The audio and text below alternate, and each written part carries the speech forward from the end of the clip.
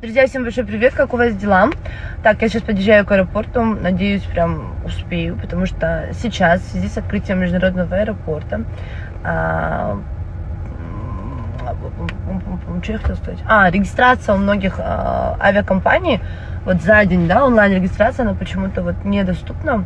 Даже если вы зарегистрировались на второй день, да, условно, вот как я сегодня утром, посадочный билет не распечатывается, то есть никакого QR-кода он вам не выдает, потому что его нужно брать на стойке регистрации, поэтому нужно выезжать чуть пораньше в аэропорт сейчас. Вот. У меня в 10 вылетала полоса, сейчас как только пройду регистрацию, там они все уже пойду на посадку, обязательно вам все расскажу. Я успела.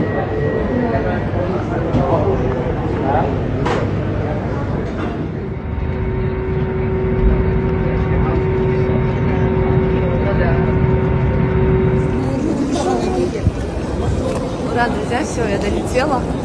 Классно. Все равно, знаете, в Астане даже сам аэропорт поуютнее, что ли. Уже третий год живу в Алматы. Казалось бы, скоро я уже буду местной, да? Как они называют, там, через 5 лет проживания в одном городе. Но Астана все равно роднее. Обожаю. Тоже все замудрено, что так сделано.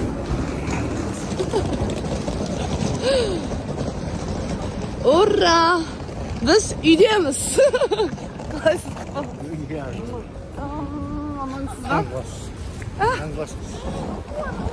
Qisindamiz. Ne bo'ldi, papam? Qarshi oldi. Жоқ, мама тоже мне скидывала какой-то, да? Классный костюмчик, көреміз енді. Дала күшті ғой Астана. Родина! Апа, сәлем айтып қойыңыз оқырмандарыма. Күнде жаңбыр. Қалай? Красавчик болып тұрсың. Классно! Ау, жаңа ғана жақсы аэропортта есіңді қазір мен қаланың шауып. Астана мені қарсы алып жатыр.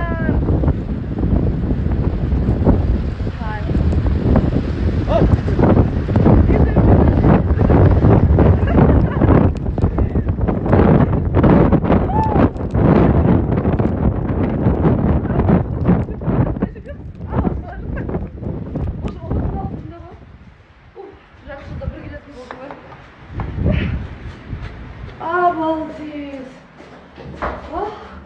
Все.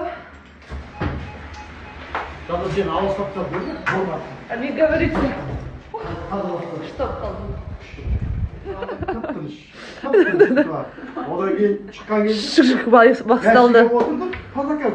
жаңбыр деген құйды.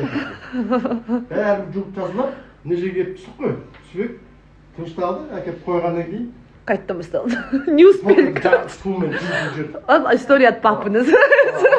Давай чай ставь, а сейчас чай будем пить. Классно? Ты что, волосы отрезала? Короче, собираемся пить чай.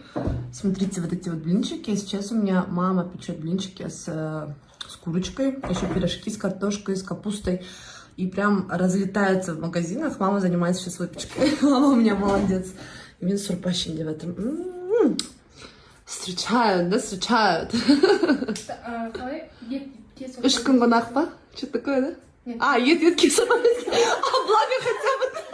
Я думала, ты про другое.